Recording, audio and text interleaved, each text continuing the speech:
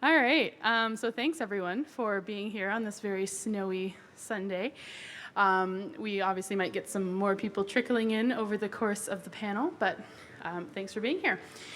We are going to get started. Thanks for waiting. We gave people a little bit of a buffer before getting started, just to make sure everyone could get here. I am going to let our moderators pretty much take over. So I just wanted to thank everyone for coming. I'll pop on at the end to kind of introduce the networking part, but for now, I'll let our two student moderators take it away and introduce our guests. Alrighty, good afternoon, everyone. I'm Tyler. I just completed level 1 of the computer programmer program there, and we'll be moderating just a panel with our 4 esteemed guests here. There will be an opportunity for you guys to ask questions. We're going to have some prepared questions that we'll be asking them. And I'd just like to start us off with a big thanks to Richard and Liz Hagemeyer for organizing the event. Thanks, guys.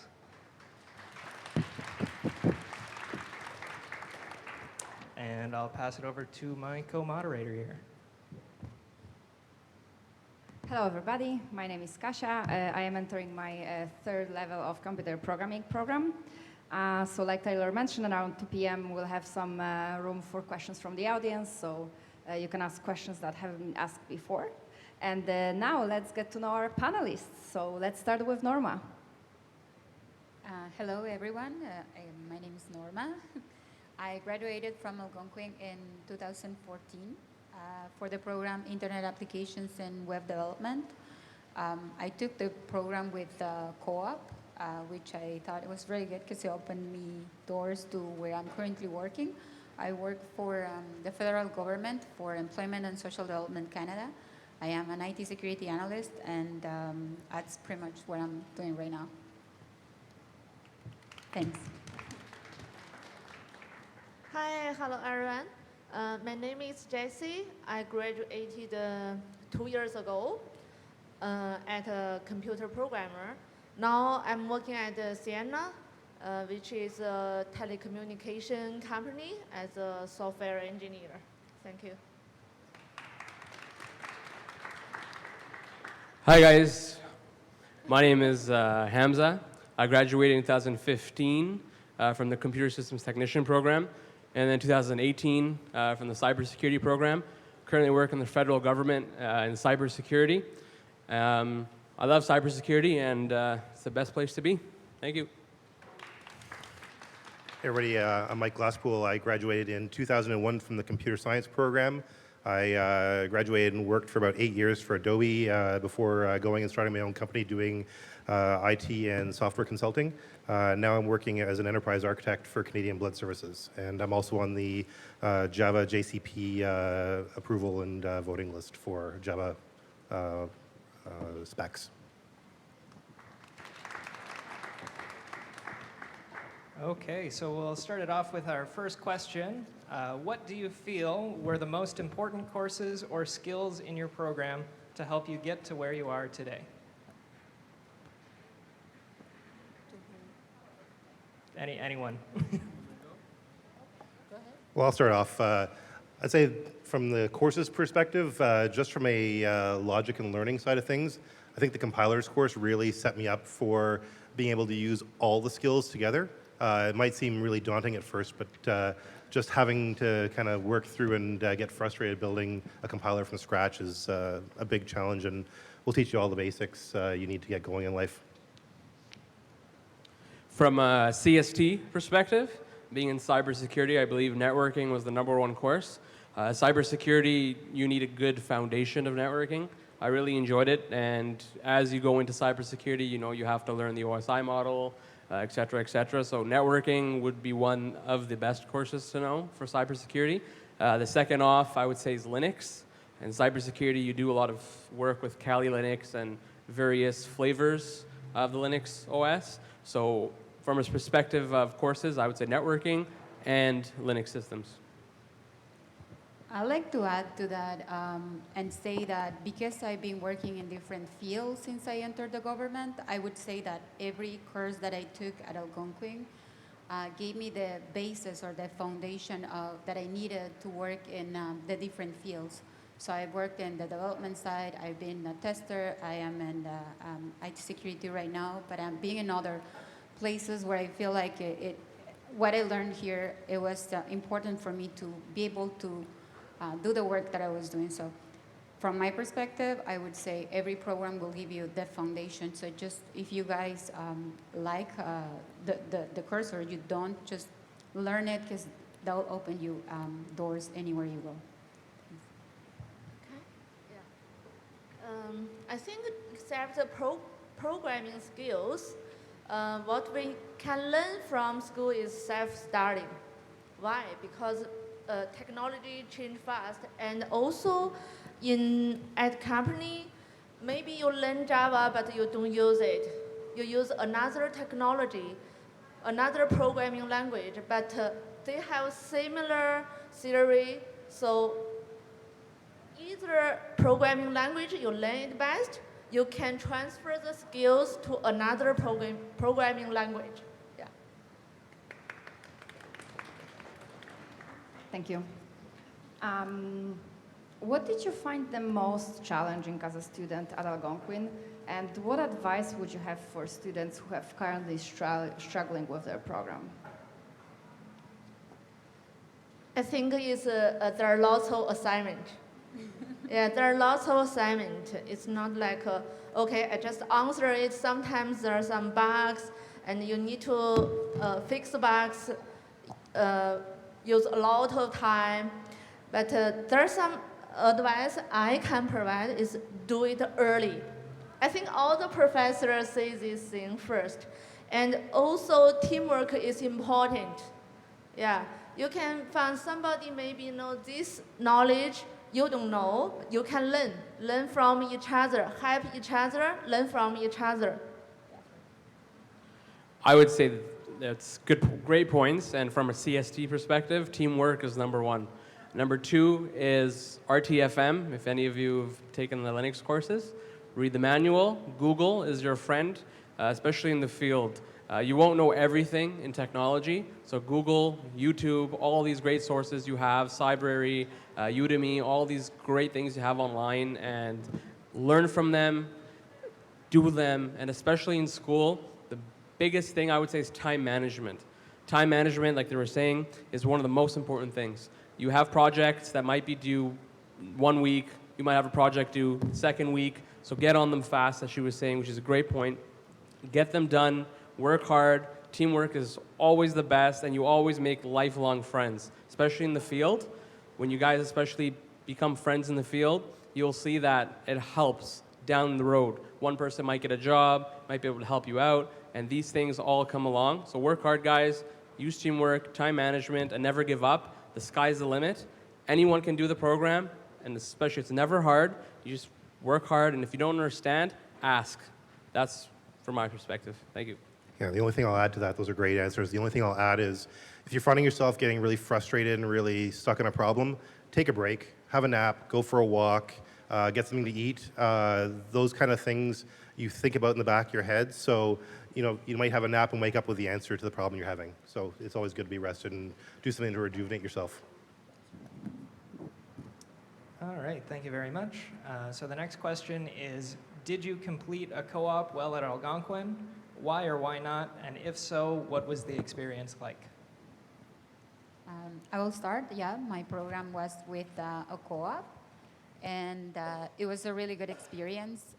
One thing I always recommend to new students is go through co-op because it will give you the sense of working in a specific job field. So if you get through co-op, you have option of you can select what kind of job you want to do. So either it's in the development teams or, like I said, in the testing team or networking team. You have the opportunity to change that when you're in co-op. You learn that and then you say, okay, this is not what I want to do, then you select something else. So co-op for me was a way for me of knowing where I wanted to work. And that's what pretty much it offers you. It opens you doors to where you're going to be working if you want to stay where you are doing the co-op, and obviously if they're hiring. Yeah, from my perspective, it was a good experience. It gave me the option to understand and learn different, the different areas of IT, I would say. So it was a good experience. Yeah. For computer programming, there is a co-op. I think it's a great opportunity to get your first working experience, which you can write to your resume, and you can also to try different company culture, and the teamwork is different. So you can learn much thing. Especially I recommend when the lunchtime, don't sit on your cube. Just try to join them, because they always want to share their information, share their experience to help you. They are really nice to new employee, especially co-op student. Yeah. I would say I'm not for co-op, actually. I didn't take co-op at all, and I've seen that a lot of people that I graduated with who did co-op actually wish they didn't do co-op, and I'll tell you why. Because the reason is, especially in the CST program, that they were a semester or two behind. So when I didn't do co-op, so actually I was ahead of them, so I was actually in the field before the people who actually did co-op.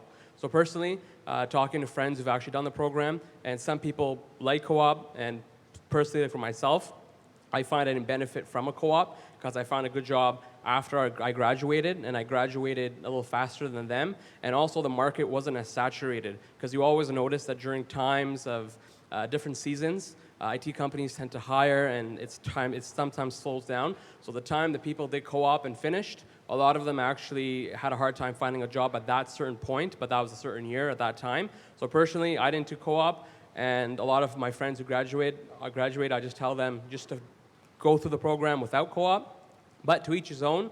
And without co-op, I still landed a great job, and a lot of the people who didn't did as well.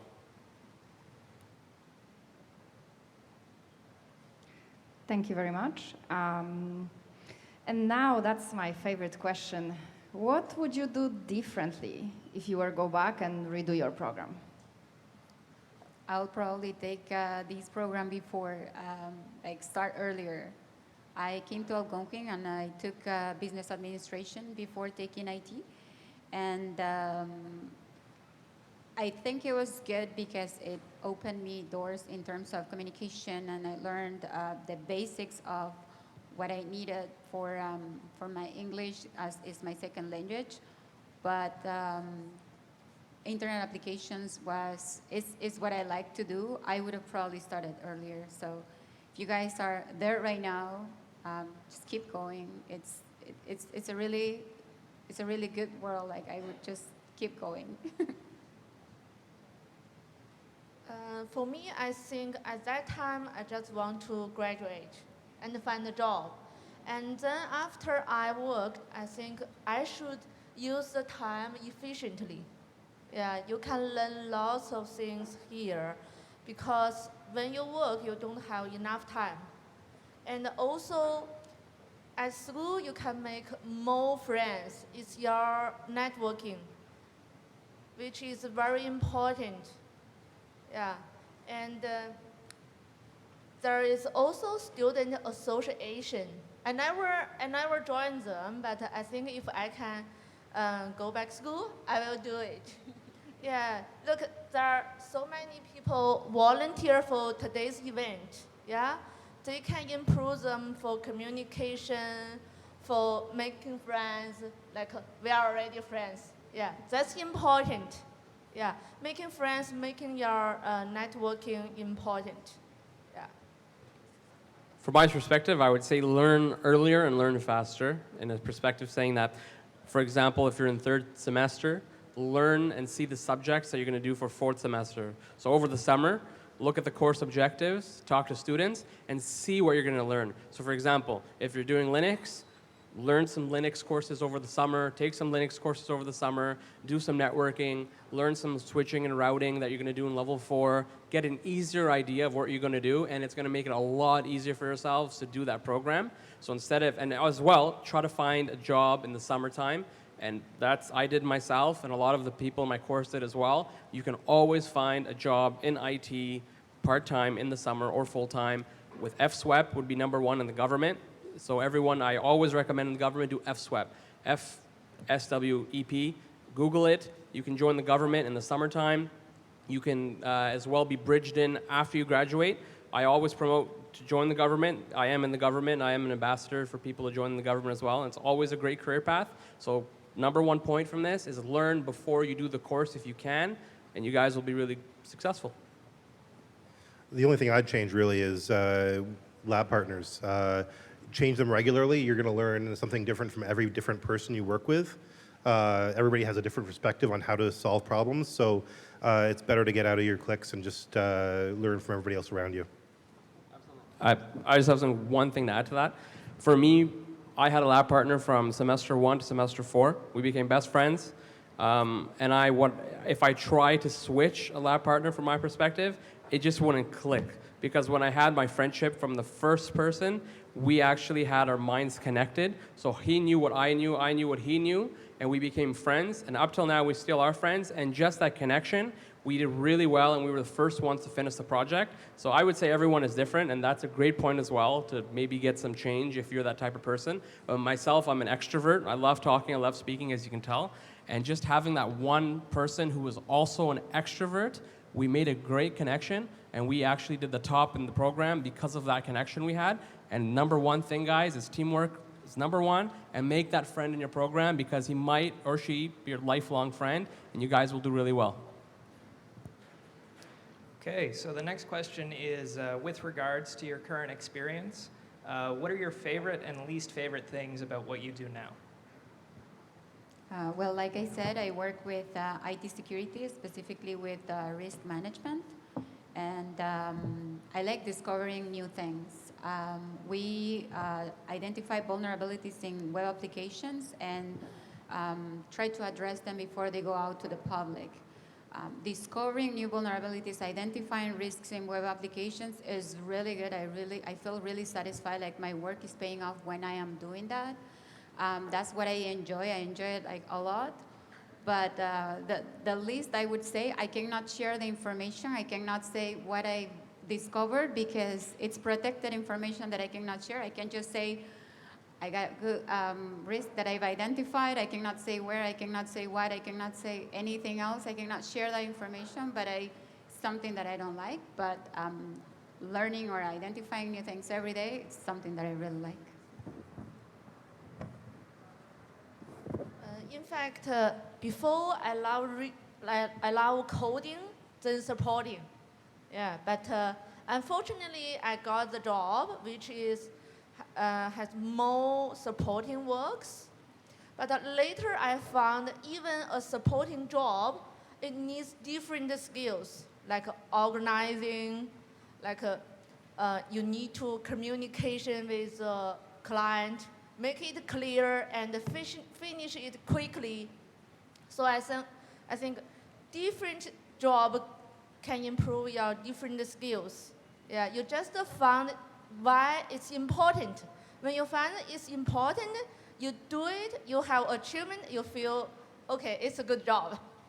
Yeah. Since I'm in the government and I do cybersecurity, protecting all of Canada from cyber threats, what I don't like about my job is the overtime sometimes and being called 3 a.m. for certain things I can't talk about, but overtime and, of course, being on call or being woken up at certain times for cyber threats that are incoming. Honestly, I love my job. I have fun, and the other thing is sometimes people asking for things that they can't get. So from network A to B, open port this to port that, but actually open every port from the internet, which when we look at an IT security perspective, you're not going to do that. So from people asking those type of questions, it kind of gets a little frustrating, and then you have to tell them, no, I'm not going to open every port from the internet coming in the network. So that's a little frustrating, but those three things I would find a little frustrating in my job, but you know, every job comes with a little frustration. Well, the only thing I'll add to that is, you know, I love being able to learn new things every day. I'm encouraged to do that in my job. I get to play with all the new technologies. Things I don't like about it is not being able to complete things fully. I tend to have to hand off my work to somebody else to finish, but it kind of makes up for it with all the learning I get to do. And how your experience working in the field differ from the expectations you had as students? A lot. When I was a student, I really liked databases, and I saw myself working as a database administrator or a developer. Networking was one of my classes where I learned about security and packages and stuff like that, and I hated it. I didn't like it. I learned it because I had to, but I didn't. It was the class that I did like the least, and that's what I'm doing right now, and I'm loving it right now. So it's completely different to what I was seeing myself doing. So that's why I said at the beginning, every course you learn is giving you the foundation you need for like a whole new world, which is technology. So for me, it changed a lot. It was completely different. I never thought of myself doing IT security, and that's what I'm doing, and I'm loving it. At school, there is instruction for you what you should do. But at work, you need to know, you need to design what you should do. And there are so many document works because there is a design and also there is a review, and then we will do coding, especially for programming. There is a testing work maybe way over than coding. It's totally different, and when there one task coming, maybe you need multiple programming language and multiple technology skills, not only one. Yeah. From my perspective, I was actually very lucky. In the third year, I actually got a job at Algonquin in the cybersecurity unit. So I learned my experience from that and applied it to everything that I learned in school. But after that, when I got in the field, when I was a student, you know, I was gung-ho and I thought I knew everything in the world, but yet did I know that's not the case. When you get to the actual field, you are not working on virtual machines, you're not working on a lab environment that if you break something, oh, it's okay, the professor can fix it. You're actually working on probably $1 million projects and things that if you break it, it's going to cost probably millions of dollars and damages and a lot of damage to maybe people and lives. So that's one of the big experiences to take note of. And yeah, I would say that's about it for myself. From my perspective, the thing that was quite stark for me was the lack of time we spend talking about business in school. Everything that I end up doing in real life is solving business problems. So in school, you spend an awful lot of time dealing with technical problems, but what you really need to learn going forward when you get out into the world is all the technical problems are actually driven from fixing and resolving a real business issue that needs to get solved.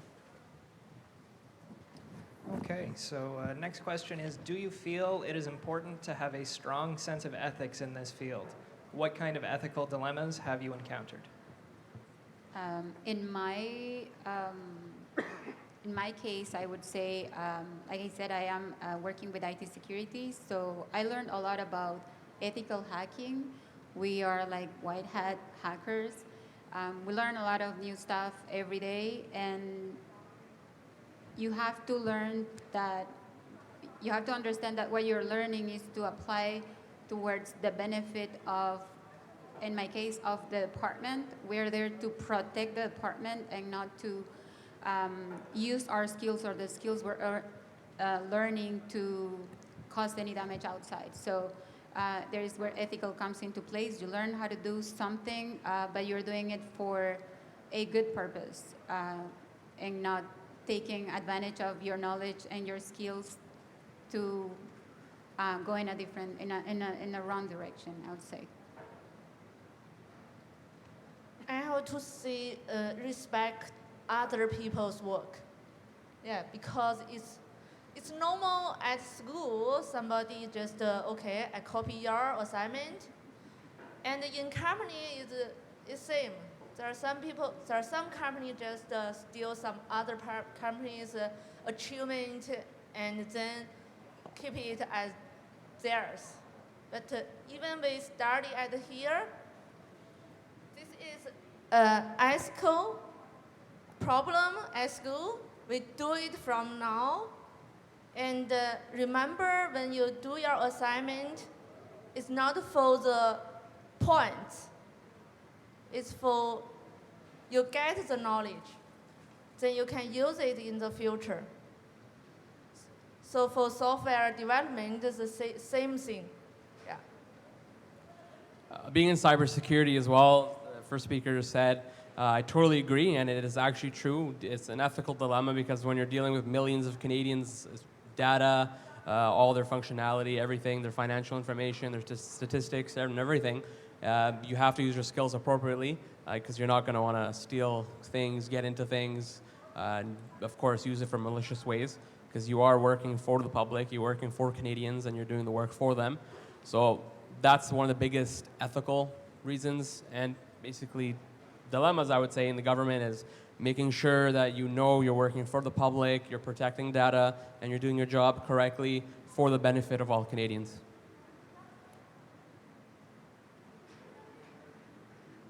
So how is the industry changing over time, and how do you stay up to date with those changes? We're innovation technology. We're innovating every day. We're evolving. This is technology. Every day there is something new, always. So the way I do it, I always do research. I read the news, what's going on in the world. Like I said, I'm IT security, so I'm always looking for like security threats. What happened is an institution that it's data, there's been data leaked, or I always look for things like that. But also, when I find things that I don't know, I put myself into, like I put myself some time to learn about something new, but also take a lot of training, have discussions with my colleagues, learning from their experiences. That's pretty much it. Again, this is innovation technology. We're evolving. Every day there is something new. So every day you will learn something new every day. That's what I said. Yeah, technology change fast, like JavaScript. It changed like Angular, Coffee.js, or there are so many. But I want to say the basic theory is same. Yeah, when you study the basic theory good, when you learn the new one, it's easier. And Google is a good tool. Google is a teacher for your life. So let me just check my watch for 1 second. 1, 2, 3. So probably hundreds of malicious attacks have just happened to the government of Canada and surrounding networks around the world. So every second, there's some type of cyber attack happening. There's cyber war going on currently. We have to keep on date and not exactly on those malicious activities because we do have systems, IDS, IPS systems for that, intrusion detection and intrusion protection systems. So you have to keep on date on the newest trends. So how do you do that? So you keep on certifications. So you look at what kind of certs you can do. You look at the news online, what kind of breaches are happening. You go on to CSC and CCSI. You go on to CCS, all the Canadian Cybersecurity Center, and you see what kind of threats are happening and how you can fill and plug in those holes. You talk with your team. That's the biggest thing. Your team is one of the biggest advantages you have in your workplace. You guys can work out, for example, how to patch the server, how to actually maintain your security systems that you have implemented. And one of the other biggest things is that you always have to learn. Unfortunately, some people say, oh, we don't want to learn, but you have to learn. Especially in cybersecurity. You guys are always going to be learning. I learn something new almost every day about my network that I had no idea about. And there's been people there for 20 years plus, and they still are learning. So think of it as a house. You guys have many windows and many doors in a house. If one window is broken, you put a patch on it, but it might break from another window upstairs or downstairs, and that thief or robber might actually come in through another way. So you're always patching, and you're always learning from the malicious intent of people. And from a cyber perspective, you're always trying to patch and learn. So the one thing I'll say is you guys are responsible for your own careers. So when you get out there, go join the local user group communities for the technologies you're interested in. Go to conferences. If the company you're working for won't send you to them, go yourself anyways. Go learn, participate online, Stack Overflow, help people out, and always just keep on researching. If you don't innovate in this world, you're going to stagnate, and that's what's going to get you in trouble. I just want to add something to that as well. Since you all are probably geeks and nerds like myself because you're in these programs, buy yourself some equipment. Like my house, I have a firewall set up. I have all VLAN set up for all my IoT devices. It's just something cool I like to do. So set up those things in your homes. They're not expensive. Play with them, learn from them, and that's honestly the best thing. Get some virtual machines. If you guys like networking, hey, get some Cisco routers and Cisco switches. Play around with them. And if you really like it, you're going to do well, and you're probably going to do really well networking. So also try to invest some money in buying equipment. Sometimes not expensive. I'm not talking about $20,000 servers, but try your best to invest in that type of thing. Put it in your home, and you guys will have a blast like I do at home.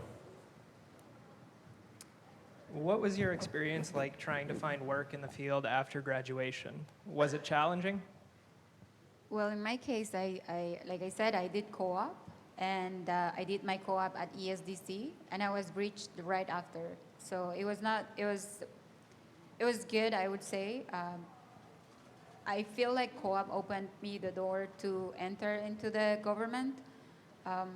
Was it challenging? Well, getting the co-op was challenging, but getting the job after, I guess if you demonstrate you're good at what you're doing, you'll get hired.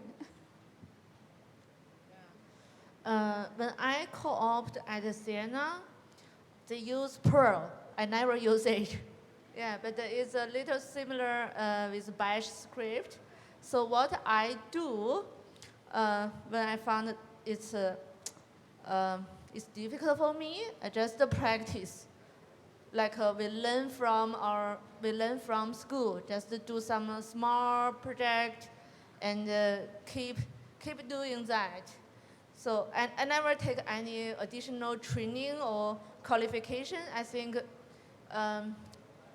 we can do, except at school, we can do some project by ourselves using what we learn, which is also can improve your skill. Yeah. I actually worked in IT during school. As you can tell, like I said, I am an extrovert, so I love talking, I love speaking, and I made sure I found a job somewhere, even if it was knocking on the door of every company and trying to find a job. So I'm going to give advice to everyone, and that is to go out there and show yourselves. Because if you look to the person beside you, you all are going to be trying to find the same job in the same place, and employers are looking for people that can actually keep a discussion going and are outgoing. So when you have interviews, it's not going to be just, okay, you got the job. No, they're going to ask you questions. They're going to ask you, tell us about projects you've worked on. Tell us about what you do outside of school. Tell us what hobbies you have, and they want to see you sell yourself. So be a salesman as well. So join LinkedIn. That's how I actually got my government job. I was put in a pool in the government. When you're put in a pool, it means that there's also thousands of people in that pool. But what do? I sent a message to every manager I could find online using my skills, and one came back to me, and I got a job in the government.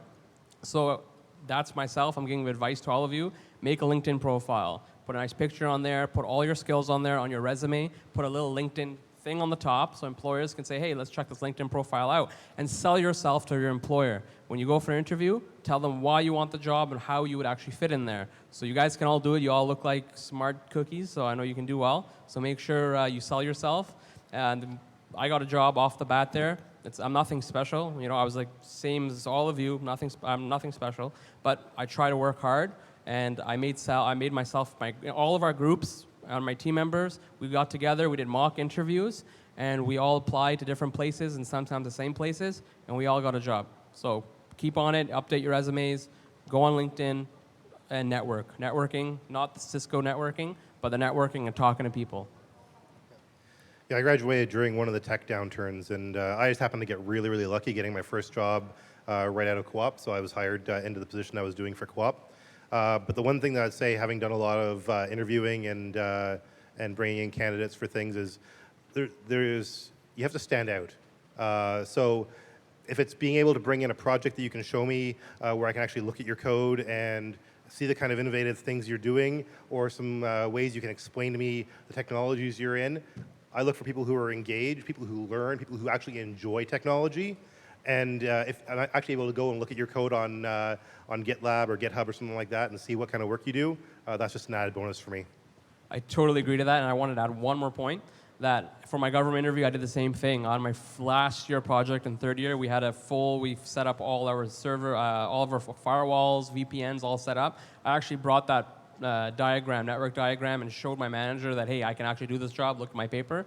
And the person who was also being interviewed was actually my buddy, who was my partner for the 2 years. We both got the job in the same team because the manager saw that we both worked together. So that's a very valid point. So make sure you guys, programmers or whatever you guys are, CST especially, show them that you know how to do networking, Linux, show some projects. And the manager sometimes, if I was interviewing someone and they said they had Linux running at home, hey, that'd be pretty cool, and I'd be happy just to talk about that. Plus, you waste time in the interview, and you might just get that job. So make sure you guys do that, and that's it for myself. Speaking about additional qualifications, do graduates with additional training or qualifications beyond college diploma have significant advantage in field? And also, what additional training or qualification would you recommend to have? I would say that for the field where I'm in, my diploma at Algonquin will take me to the level 4 or even 5 of my field, or of a CS. With someone with an additional certificate or diploma have advantage over me, I would say maybe French, because if you're moving towards the management side of CS, you will need to be bilingual with the 2 official languages, because I am bilingual, but I speak Spanish, and that doesn't count. So yeah, you need to have your French to move towards that side. I would say that's it, but if you want to move further, like an executive director, definitely having a degree will help.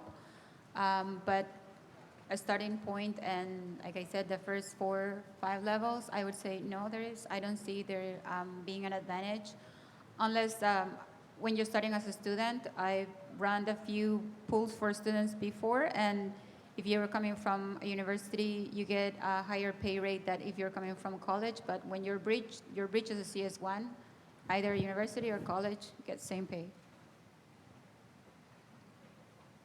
As I worked at a private company, I think working experience is really important. Here, I think is academic experience. Yeah, if you do more projects at school or with somebody, with your classmates in a team or in GitHub, which is helpful, a lot than training or some others. Yeah, because they want you can work when you go to the company. They don't want to train you again. Yeah. And also at school, you can learn deeply inside. If you have time, try to learn deeply and practice more. It's helpful a lot. Being in the cyber field and going around universities, colleges, and around Canada in these things, I would say in the next 5 to 10 years, there's a very big shortage of cybersecurity. So employers will be trying to run around and find people and willing to train and pay for their training, because there's not enough cyber people, especially in our department. We hired last year, I think more than 1,000 people in cybersecurity in the government. And we're always hiring, and it's in the next, especially the baby boomers, as they're retiring, there's going to be an influx, capitalization and underlined and asterisks and everywhere, an influx of jobs, and they're going to need people. So certifications are key in cybersecurity. Now, in the private industry, you're going to need at least Security Plus. Now, it depends what you want to do. If you want to go into forensics, if you want to go into pen testing, if you want to go do more security kind of architecture, if you want to go to firewall administration, they're all different certs. But having a baseline of networking is one of the most important things, because you can't do cybersecurity without a basis in networking. because you have to know the network in order to secure it, right? So in the government, it's the same way. French is key if you want to go into manager, but you also, if managerial kind of work, but you can also be a technical advisor, so you can be a CS3, CS4 technical advisor without French. So if you want to go more technical route, then you can do that. If you want to go more into manager, like manager, director, executive level, then you do need French. So yes, learn your French. I don't speak French, but I am going to a French course soon. So for all you cyber people out there, learn networking, go on Google, type in top IT certifications 2019, and then you'll see for this year, and the trends coming for 20. So cloud is also coming up there. So learn those. Go on YouTube, it's free. Go on Udemy, get a $12 course and watch a guy talk about it. You'll learn so much, and do it yourself. Honestly, you guys will learn so much. YouTube is your friend, Google's your friend, Udemy and Cybrary are your friends, so write these down, learn on them. I always, every week, I'm buying a course. So that's my advice. Yeah, from my perspective, I see a diploma or a degree in computer science or any other technology as just an indication you have some of the basics. Everything else for me comes from experience. So if I look at your resume and see a ongoing progression in your career where you're continually staying at a job for a couple of years, learning something, moving on, and your career kind of tells a story, that's what I'm looking at. And I kind of see the experience as being way more valuable than any certification you can ever have. The certification might get you in the door, but the experience is actually what gets you the job. How has professional networking helped you in your career, and what are the best ways to network in this field? I think it's very important to have really good contacts, stay in touch with your colleagues, but also with your professor at school, because they know like the private sector and the government as well. But also, like my colleague was saying, it's important for you to create a profile to sell yourself. LinkedIn is very good into getting to to tell who you are.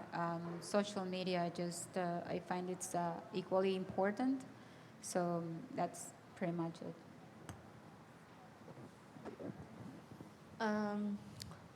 I remember when I graduated, I built an IT club. Why?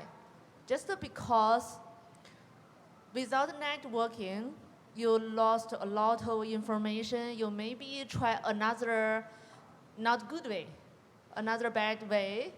So with professional networking, when you want to change a job, you have background. You have some people can refer you or can give you advice.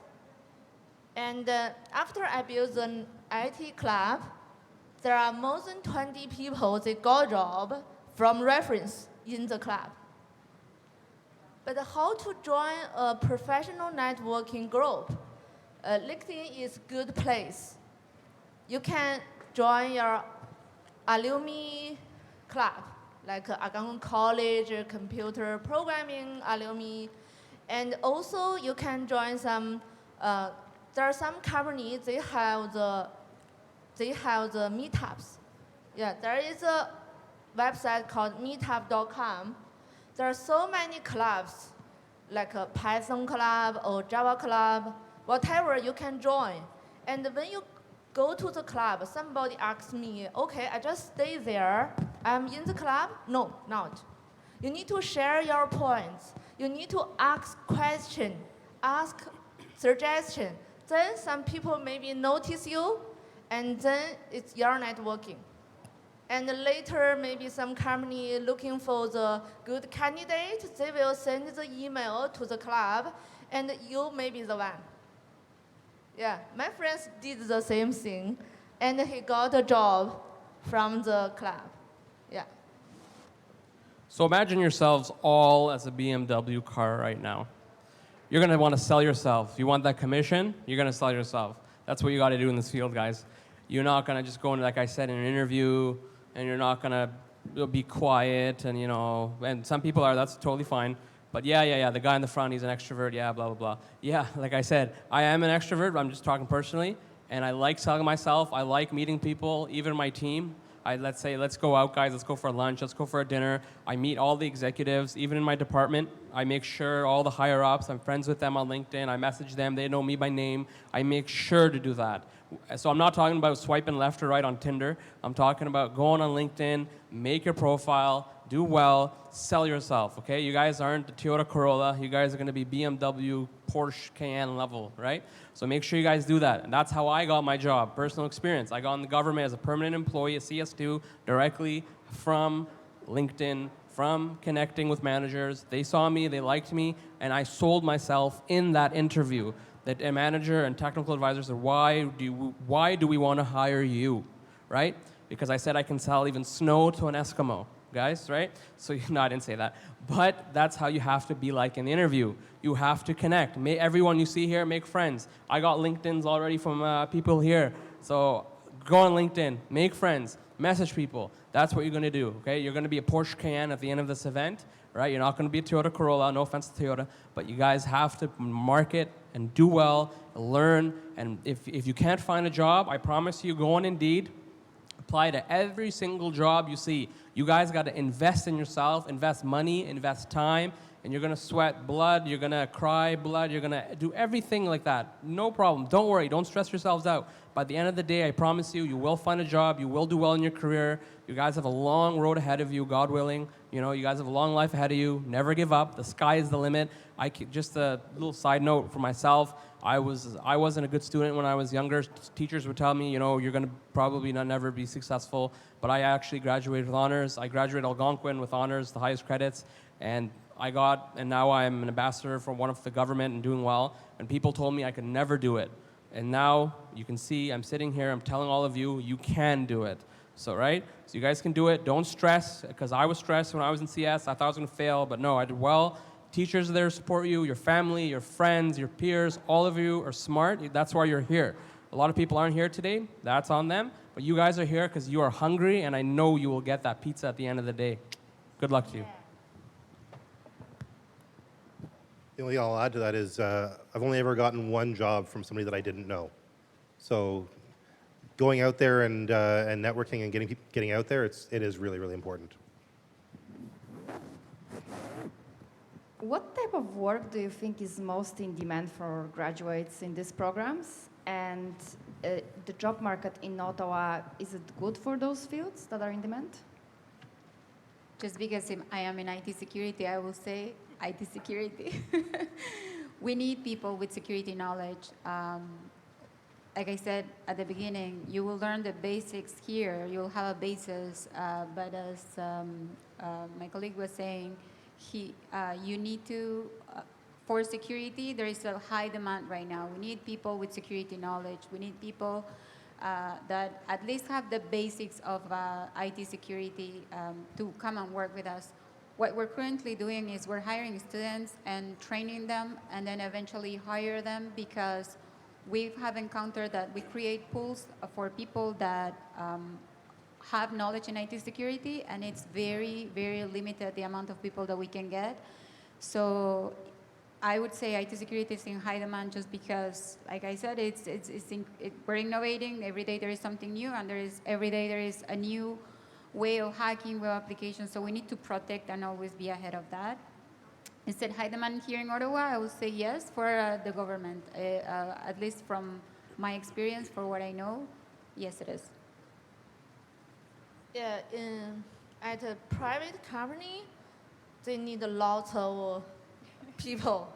Yeah, they need lots of, but sometimes they can't find a good candidate, because when we learn at school, we pay attention on points, not the skills. If you pay more attention, more time on your skills, practice more, there are lots of positions waiting for you. Yeah.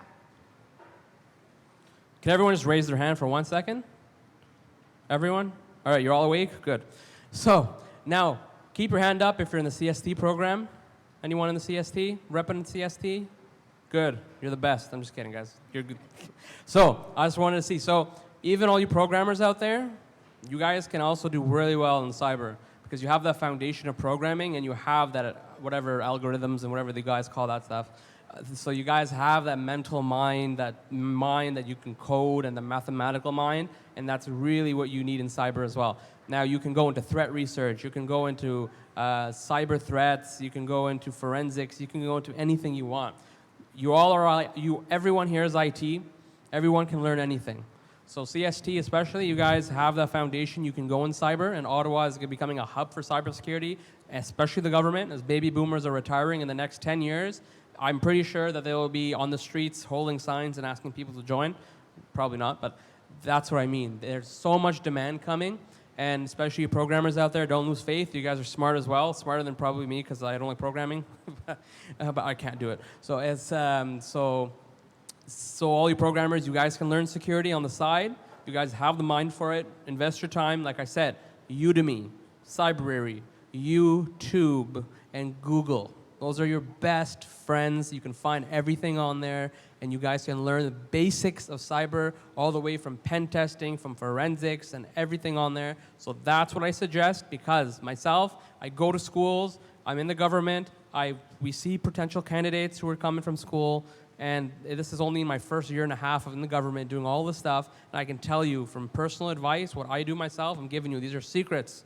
Well, no, I guess it's live stream, so not secrets anymore. So this is all for you guys, so make sure you do these things, and I promise you at the end of the day, like I said, you will be like a Porsche Cayenne or Maserati, whatever car you like. You guys aim high, and you will get high. Aim low, and you will get low. Always aim high, and that is what you're supposed to do. I should have been like a priest or something, but other than I'm just kidding. So do well. Sky's the limit, guys. And that's it for myself on that topic. Yeah, whenever we post a job, we always actually have a hard time finding the right candidate. There's lots of candidates out there, so finding somebody who's got all the qualifications, who fits well into a team organization, and really actually is passionate about the job and work. That's what we have a hard time doing. If you come in and you just want to do your technology, you don't want to learn anything, you're gonna have a hard time getting a job. But from my perspective, we are hiring. A lot of the stuff we're hiring for is to do with systems talking to each other and getting information around. There is a lot of jobs in the security market, and it's a pretty hot spot right now, so yeah. What overall advice do you have for students graduating from these programs for securing a job and becoming successful in the field? One thing I like and I would recommend is to think outside the box. Don't just be square. Think outside the box and take initiative. Once you start working in a workplace, always look for more things to do and more ways of doing it. Don't think that because you do it this way, that's the only way of getting things done. No, there is a million other ways. Always think outside the box and take initiative in everything you do, because that will not only get you happy in the work you're doing right now, but it will also help you to move forward, because the people that are working with you are seeing that you have initiative, you want to learn, you want to keep moving forward, and that's what it's going to take you. It's going to move you to other places. So that's my recommendation. I think the most important thing is you already joined the program. The first step is successful, yeah. And then the second step, just don't waste your time, yeah. Do the best you can, and do everything you can help yourself and help others. Yeah, there are also some support. School has so many supports you can use. Just ask for help. When you want to drop some courses, don't do that. Don't do that. There are so many people can help you. Just ask for help. So you can insist on, and then after 2 years, you can find a good job. Yeah. Well, I already have 5 LinkedIn invites, so that looks like a good start to anyone who sent me an invite here. So, like I said, the best advice I can give you all is you are your own boss. You are your own career manager. No one's going to help you to get you a job. No one's going to hand you a gold plate and say, here you go, here's a job. No, you're going to work for it. And you guys just being here, I can already tell, because I can read minds. No, I can't. But I can already read people, and I can see you guys are going to be very successful. So, number one, have faith. No matter if you're religious, not religious, whatever you believe in, that's great and fine. But always have faith in what? In yourself. Because you guys, if you have faith in yourself, I can assure you, you will do well. And now, you guys are in second year, first year, whatever year you're in, is believe in yourself. That project, it's not really hard. Anyone can do it. You guys can do it. Number two is network. Make friends. If you don't like friends, well, make them, all right? You're going to make friends, and they're going to last probably a lifetime, all right? Go drink a beer or water or whatever you want to drink with them. Go do projects together. Sit down. Have fun. It's not just about school, all right? You guys have a life as well. Don't just focus on school and burn yourself out, because mental health is one of the biggest things, especially right now in the government and in this world. Mental health is number one. So take care of yourselves first, all right? And if you have problems, see your professors. Richard and all of them are great help, all right? You have so many peers sitting beside you. Tell them your problems, all right? You have family members. These are the biggest advices I can tell. And the biggest one I would always say is, number one, have faith in yourselves, guys. You guys are your own manager. You guys can do it. Like I said, by the end of this event, remember, Porsche Cayenne. I'm not supporting Porsche. I don't get paid by them or anything. So you want to be that Porsche at the end, and you want to get that nice ride and look good. You want to make the big money, the cash money, like they say, or whatever you guys terms you use these days. You're going to be that, okay? So don't worry. Don't stress that you're going to just stuck here and do nothing. No. I can see you all being successful just by coming here. I can see you all doing well. All right? That's my advice. Take it, and I promise you. And one more thing, guys. My LinkedIn, add me up. I do coaching for free on my free time. If you ever need help with your resume, or if you need help with any single thing, I do a lot of volunteering outside of work and just in the community. So add me up. I can help you out. If you want to meet for coffee, whatever you want, I can help you out, all right? I'm here to help you guys, and that's why I'm here today. So I could be home playing World of Warcraft, but I'm not. I'm here helping you out. So I'm going to give you, if at the end, come to me. I'll give you my LinkedIn, my email, whatever you want, and we'll help you out, all right? We're going to get you the best job possible and best career path, and cheers. Well, following that, the only thing I could really say is more of a warning. There's always new technologies. The thing about new technologies is next year they're going to be old technologies. So just make sure you keep on keeping up to date. Don't specialize in something that's too specialized. Make sure you're always ready to move. I've seen teams of people where people have been let go simply because they've specialized too long and what they've specialized in is no longer needed. So just keep an eye on what's going on in technology. Try to keep up to date. Try to move with the trends so that when people do need to update the technologies they're using in a corporation or whatever, you're still sitting at the table. And that was all from the set questions. Now we have time for questions from the audience. So if anybody has any questions, please raise your hand and the mic is gonna go towards you. There you go. So the person over there.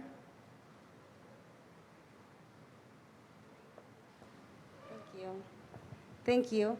I have a question for the First Lady. Sorry, for Norma. You were mentioning that it was very challenging to get the position in co-op. Why? What do you say was challenging? I would say because there were many of us looking to get a job in the government.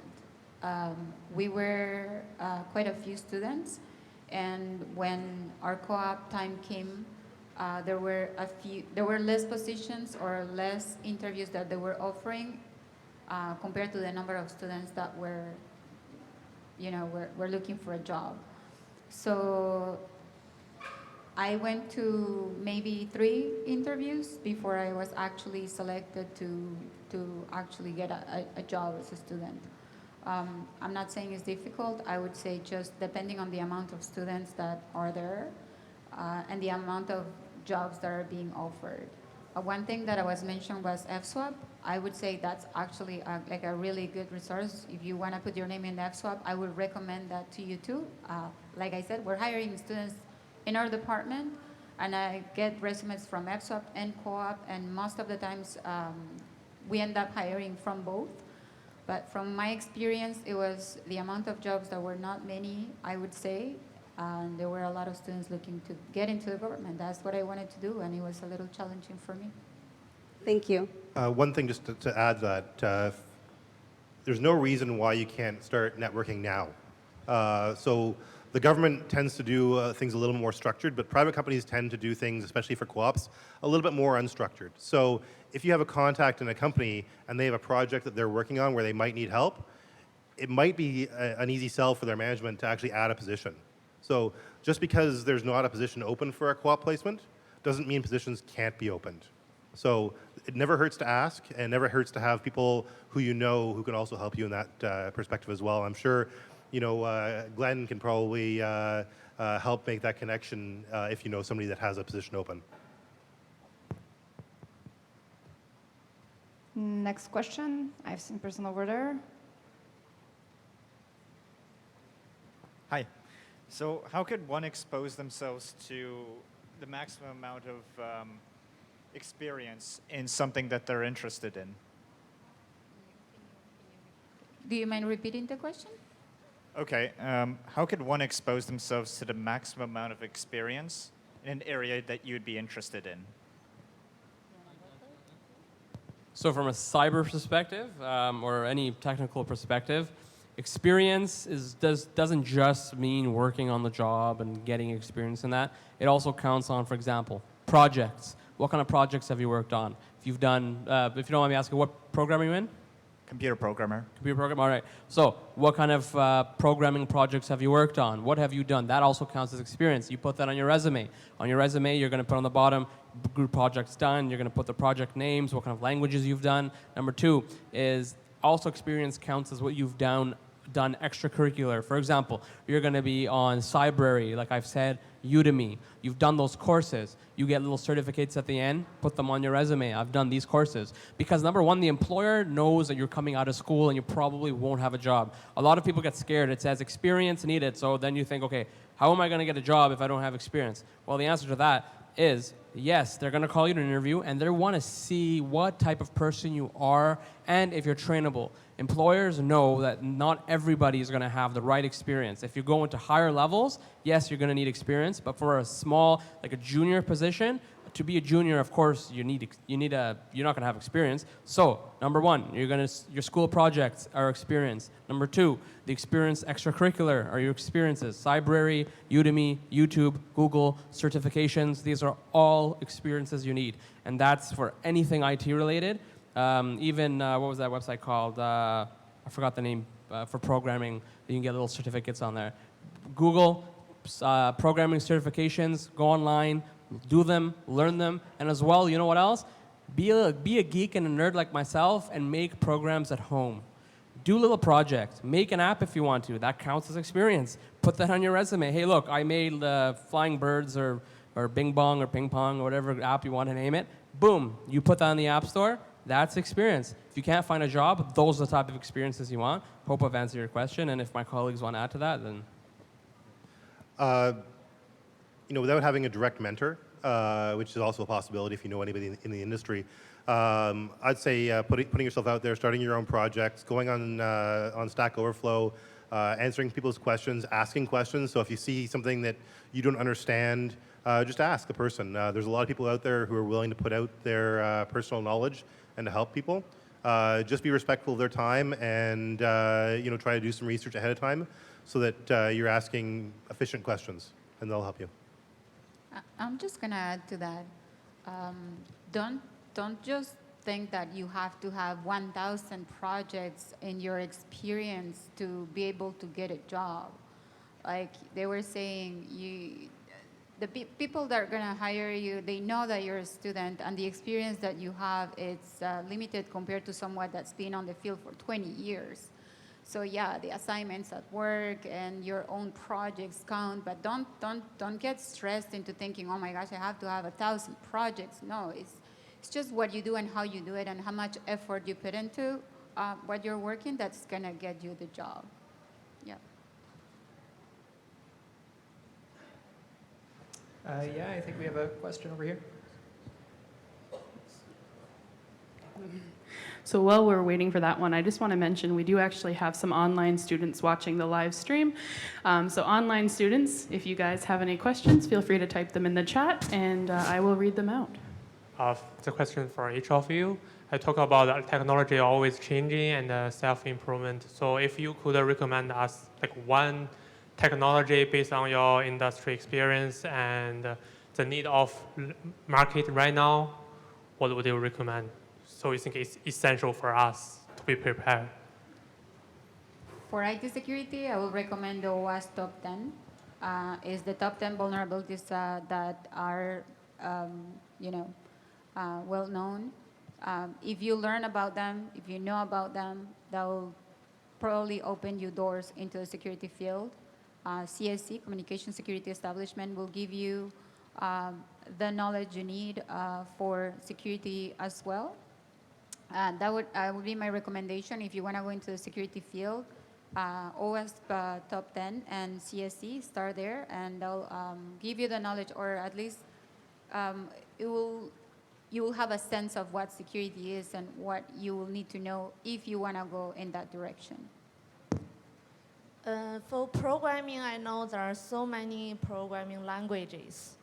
Yeah, but like JavaScript, I like this example because there are so many programming language, JS.js, like Coffee.js, Angular.js, they are coming from JavaScript. So it's really basic. I think for a computer programming program, there is Java, JavaScript, and database, Linux, they are basic. Even the technology change, but they change on the basic theory. Yeah, when you learn them good, it's easier for you to transfer to another language. Yeah. For a cyber perspective, I would say number one is networking. Some people dread it, but number one would be networking, learning networking. Because like I said, in cybersecurity, you're going to have to know first the basis of networking in order to do a lot of the cyber work. For example, if you want to work in a security operations center, a SOC or NOC environment, you're going to be looking on eyes on glass type of work. So you're going to do IDS, IPS, intrusion protection, intrusion detection. You want to learn some firewalls. So you're going to be learning Fortinet or Cisco or Palo Alto. These are the types of firewalls. You want to start getting to know these type of names and learning how a firewall works, what a firewall does. These are the big thing in security because the firewall is going to be doing almost all that work with the security fabrics that they have. So IDS, IPS, learning ethical hacking. So I'm not talking about going and hacking a Facebook, but ethical hacking like CIA, confidentiality, integrity, availability, those types of things. You're going to learn those terms. So like I said, the best way to learn that is to take YouTube courses. Udemy has a great course on Introduction to Cybersecurity. If you want to go the cyber route, that's at least the basis. And then you can go into Fortinet, learn FortiGates, learn Cisco, networking. These are the type of courses that I see in every day and basically talking to people in the field. These are the courses that you should focus on. CISSP, SCP, all these certs, Security Plus, forensics. There's so many fields you can go in, but a straight path, networking, security, and from security you can learn so many aspects, so keep it at that for now. And then as you progress in the field, either if you want to go into risk management like ITSG33, what my colleague here does, or if you want to go to project management and IT security, you can do so many things. So first keep it as basic as networking, and then you can go from any stream you want. So that's my perspective. From a software perspective, I'll give two answers. One, if you want to stay in the hardware realm, learn C, know it well. If you want to do more abstract programming, more higher level stuff, Java. And the only reason I say those two is because they are a very good foundational piece for all the other things you're going to learn and know. Being flexible and being able to learn lots of things is really what's actually key.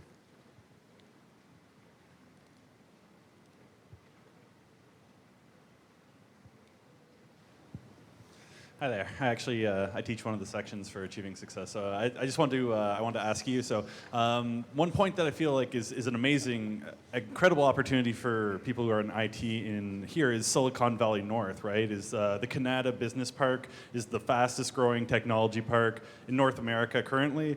Like, what is one piece of advice? And I know we talked about LinkedIn and connecting over LinkedIn and various other ways, but like, what's one way that someone could get into that Canada Business Park? What's one way? And a lot of these companies as well, like it was brought up to me even on the weekend that a lot of these companies don't even have a sign outside their building. It's like what everyone who works there knows what the building, what company is there. So how would you, one piece of advice for how could one of these students get connected to the Canada Business Park?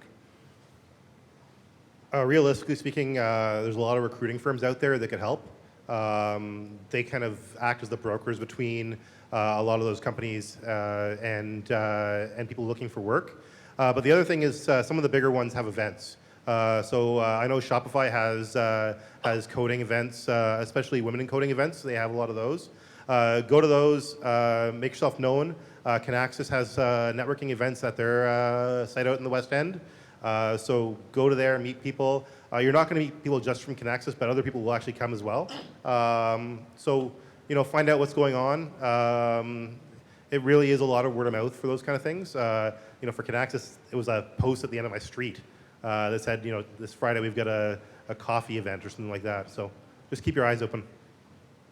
I would say the same thing. I'm not in the private sector, but just thinking about it, networking events, like my colleague here was saying, was number one.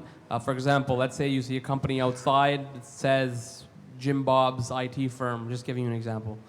And that firm, you want to get a job in that firm, so what are you going to do? You're going to Google, you're going to use your Google skills, you're going to LinkedIn, you're going to try to find people who work for that company. Like, for example, a manager, HR manager, and you know what? You might just click the connect button, send them a message. Hi, I'm a student at Algonquin College. I'm really interested in working for your company. Can you give me more information? You might say, hey, this is the event that we have, or hey, here's a link to this website. Here's this Indeed posting.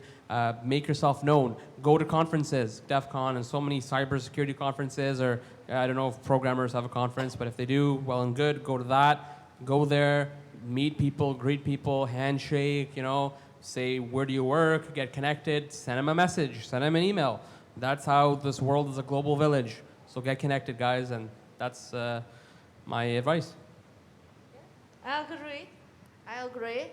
And another thing, especially there are some event from some company you can attend, and there is like meetup.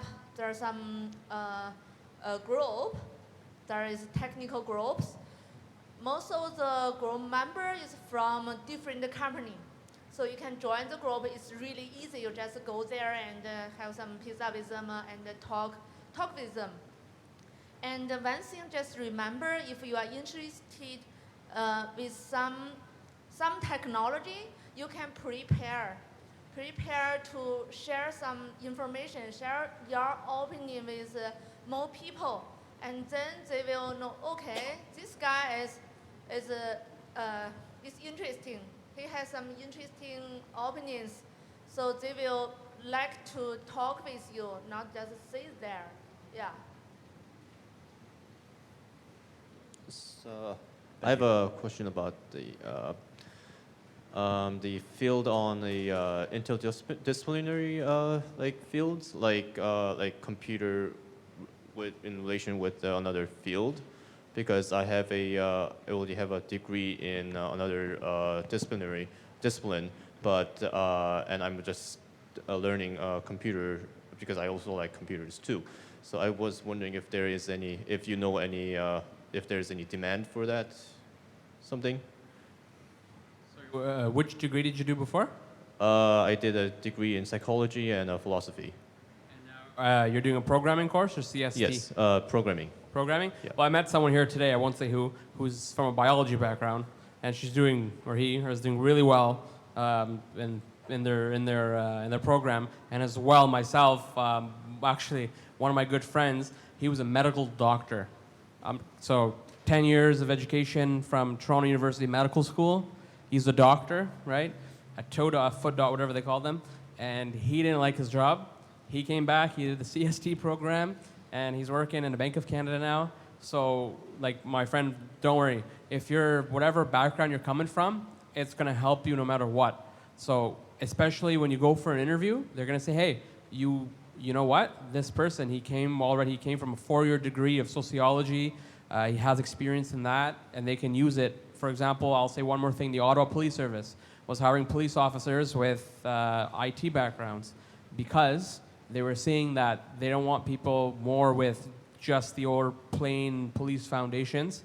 They wanted people with a tech background that can bring something new to the table. So IT firms and companies, Microsoft, Amazon, everyone, they're looking for something new. So you, like my friend, you're to have something new. And you can put it on your resume. Managers will be happy to see that. So you have a psychology background with the programming, especially with AI.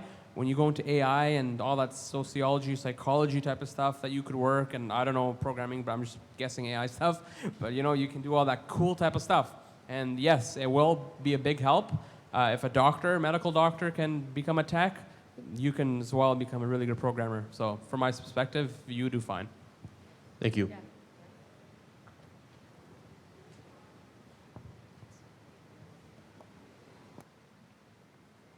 Oh, actually, I have a question. So I would like to ask, we all have a break now. Should we study or should we relax during the break? I would relax. Studying can be frustrating. You have a lot of assignments. You have a lot of work to do. You have a lot of exams. You need a break too. You need to put your mind in another mode and take a little break and then continue with everything you have to do. But you definitely need a break. You can't just burn yourself studying and just staying all the time like 100% reading and learning and understanding, because you're going to burn yourself. You need a break. I would take a short break, whatever is enough for you. Sometimes people just need a 10-minute nap and then they'll be good to go. You may need a week, a month, I don't know. It's up to you, but you definitely need to take a break. Yeah, I think after a term, you had better have a break, relax you first, and then maybe before the school 2 or 3 days, you can prepare something. And but for term, I think it's level 3. For level 3 student, you need to look for co-op, yeah, and you still need have a full-time full-time term. So for those people, I recommend to prepare their resume and cover letter using 2 or 3 days. Yeah, it will be helpful as well. When the level 3 starts, you need to submit your resume to some job position, but you also have some homework to do. So yeah, you need some time. You asked the wrong person, because I'm just going to tell you to party and enjoy. But joking aside, if you're struggling, so I don't know how your exam or midterm schedules are. So mental health is important, and if you're caught up and doing very well, good on you. Enjoy, watch Netflix and chill or whatever you guys want to do. And if you guys are struggling in something and it's stressing you out, and anxiety is getting to you, which is going to cause you physical symptoms, and then you're going to be stressed that whole week.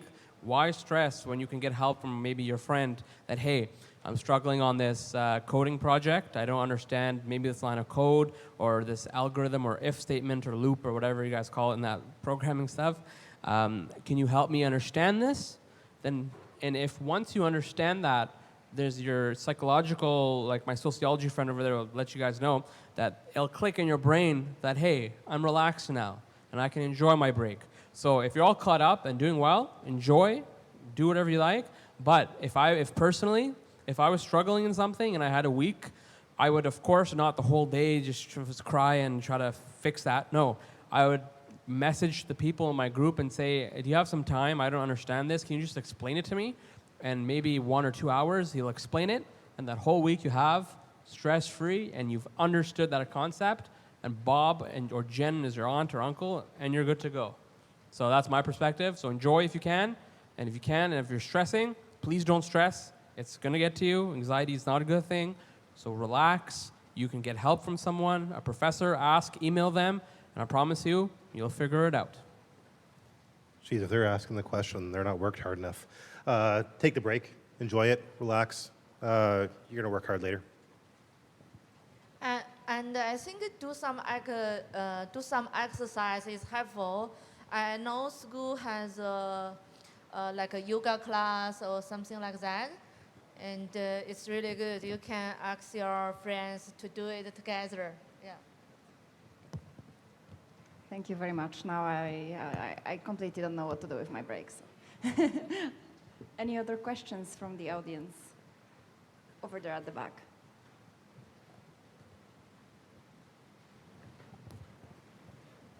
Hello. Oh.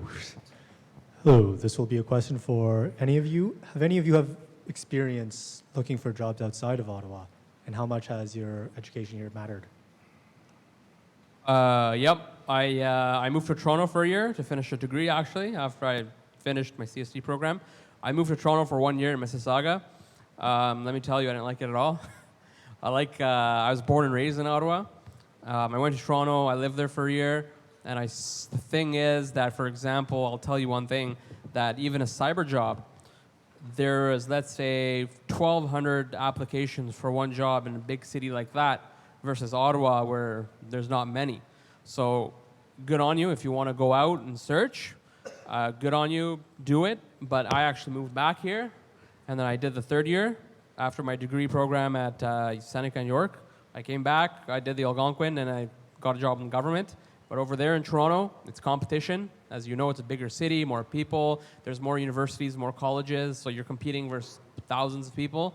So, but of course, if jobs for you, you're going to get it. But yeah, there's cyber jobs everywhere around the world. They're saying there's more than 10 or 20 million jobs that are unfilled in cybersecurity. And in the next 5 to 10 years, there'll be probably double that. So if you want to move. There's jobs everywhere. You can go to anywhere in the world, you'll find a cyber job or programming job. They're always needed. But yes, I did try in Toronto because I really like the big city, and I'm a foodie, so I like the food there, but that's another story. But I guess I came back here, and yeah, I'm sitting here, and that's it. Yeah, every major city in the world is trying to be the next tech hub. I've applied for jobs in Toronto. I've applied for jobs in New Zealand. So there's lots of stuff out there, and everybody's trying to grow that area. And next question. Fantastic, I have one more. So I'd like to ask about the first job or second job. So let's say you get a job and you thought it's a great opportunity, but it turns that you don't like the company you work for. It's either not something you enjoy, or maybe the environment is not like you expected it to be. So what should we do in this situation? How long should we stay in this company? Or, and how, if we stay for a short time, how do we explain that to the next recruiter? Yeah, it's a really easy explanation. I didn't like that job. Being able to leave a job that you're not happy with, doing it without having another spot to fall back to might not be the most intelligent thing you do. But moving on from a position is a sign of strength. So knowing that you're not happy there and knowing you need to leave is pretty good for you to do. I left my second job and started my own company in that kind of situation where I wasn't happy there. I was there for, I think, 3 years before I realized I just couldn't do it anymore. And it was one of the most freeing experiences I've ever had. I would say that for my experience, because I've moved quite a few times within the department where I currently work, and I've been in positions where I don't like the job I'm doing as much as I like the people I'm working with. It's for the people mostly that I was there than for the job. But in every job that I had, I gained new experience and gained new skills that allowed me to move towards other directions. So he was saying, definitely you have to have the strength to say, I don't want to do this. This is not something I like. This is not something I'm enjoying. I'm ready to move to the next level. So one thing I do is I keep my contacts very close, so I know different managers for different teams, and I know different directors for other teams, and I just try to stay in touch with them, because if anything I need to move or I want to move to another direction, I know where to go, where to pass my resume on, and I can, continue within the same department because I like it, but, just have different experience somewhere else. Definitely move if you don't like what you're doing. It's nothing more frustrated than going to work and not liking what you're doing. So yes, move, but, get a benefit from what you're doing. Like, it's gonna give you knowledge, experience, and then ready to move to the next level. I would say that. I've been very fortunate. Wherever I work, I tend to light the place up. Not trying to be proud here or anything, but I like joking around. And some people, especially in IT, sometimes they're very, which is not bad, introverted, and they don't like to talk to me or someone, or they don't like jokes. But I like to, light the room up and make everyone laugh and just to have a good time. But I'm a very big supporter for mental health. And if a job is not suiting you and it's making you stressed and you're getting anxiety and you're just not liking where you are, I would say leave the job. And of course, as my colleague here said, make sure you have a backup plan. Even if you don't, you will get a job. Don't leave on bad terms, so don't go in the boss's office and throw the paper in his face and say I quit. But do it in a nice way. As you're leaving the company, everyone has to, you need to have a break, you need to relax, because mental health is as big as physical health.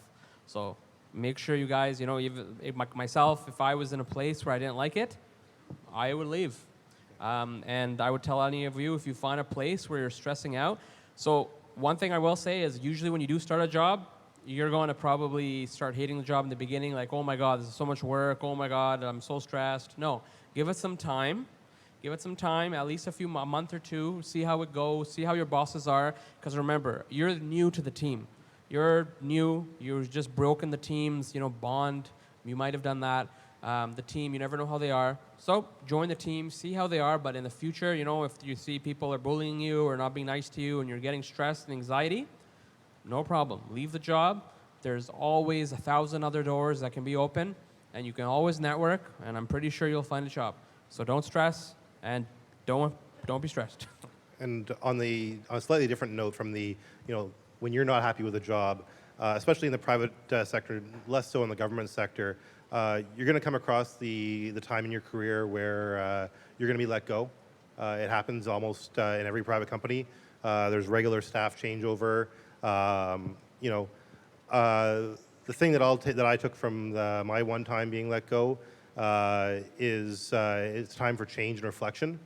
Don't get too down on yourself.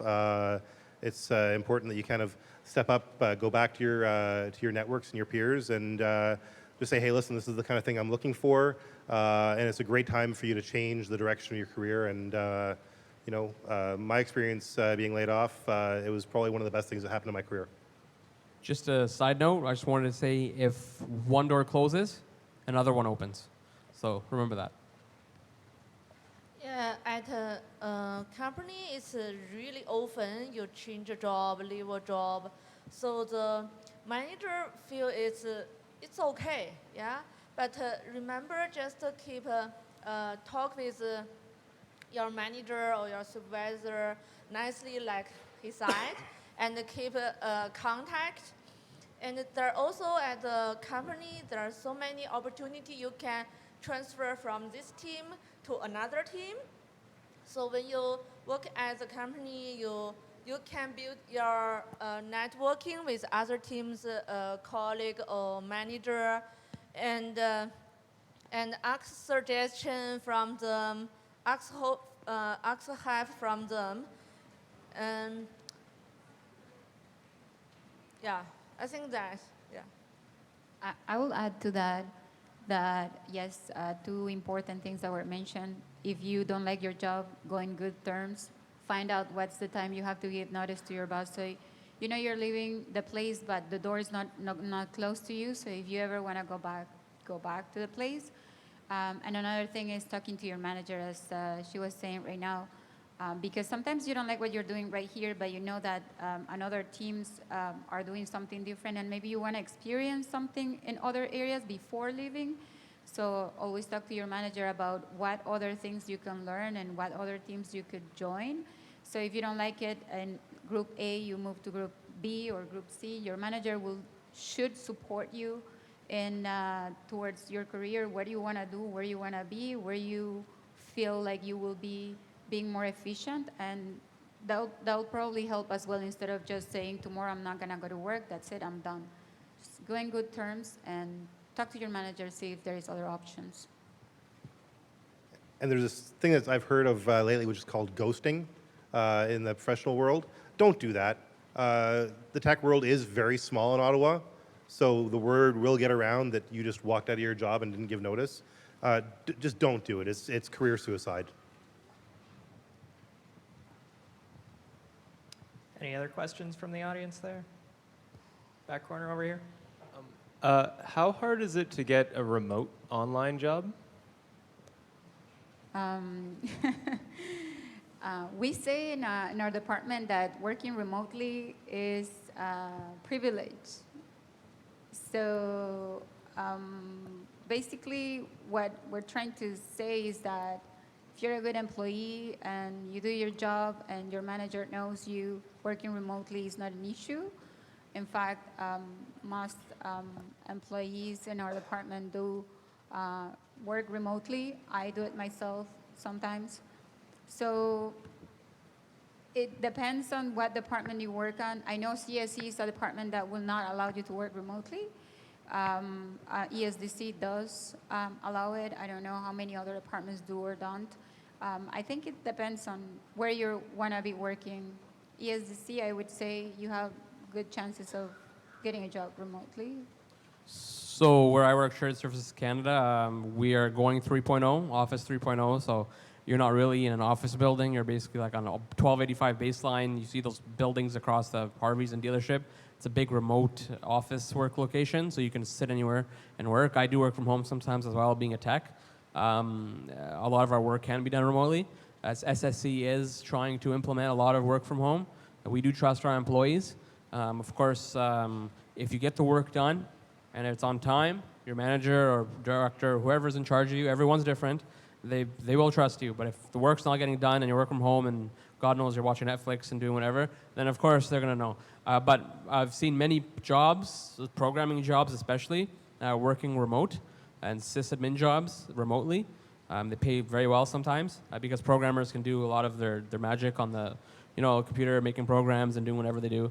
But for techs, like working from, for example, here in America, it's a little hard because of the laws and security clearances and stuff maybe. But yes, if you join the government, a lot of departments do allow work from home. So Shared Services Canada all the way.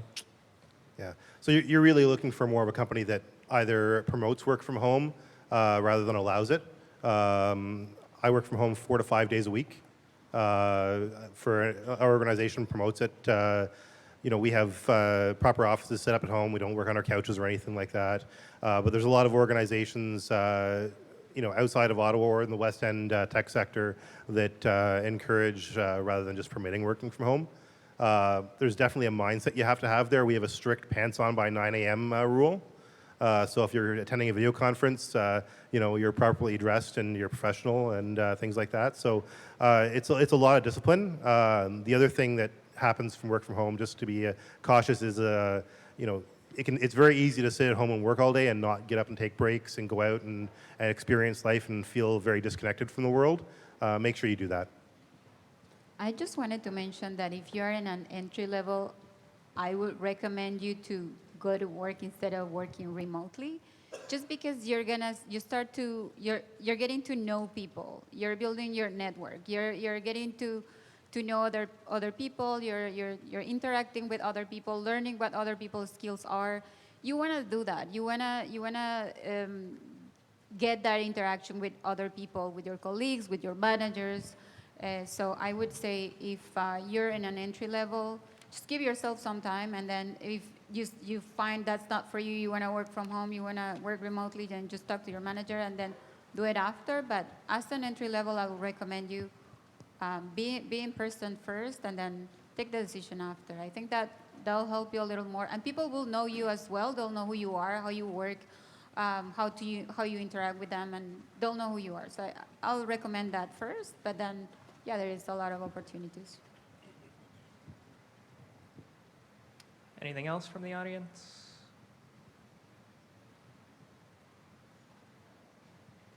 All right, I don't know where Liz went. I'm actually going to ask another question since no one else has any questions. We do have a lot of international students and students who are new to Canada in these programs. So I was just wondering if you had any advice for newcomers to Canada. I know specifically, like Jesse, you were not originally from Canada. So I'm just wondering, if you have any advice about not only transitioning to a new field, but also to a new country at the same time.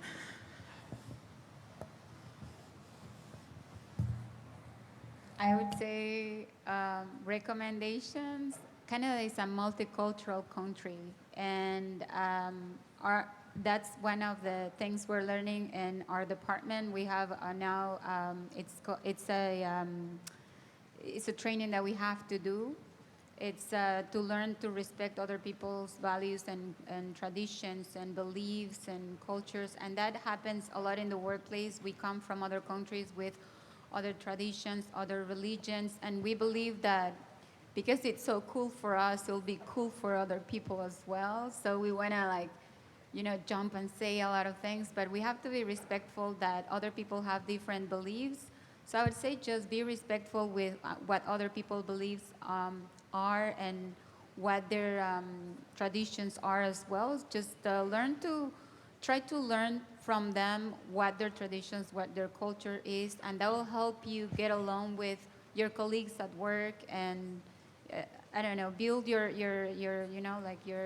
network and get along with your colleagues. I think that's really important. For me, that's one thing that was a challenge, learning that there is so many other cultures, so many other beliefs, and I think that's my recommendation.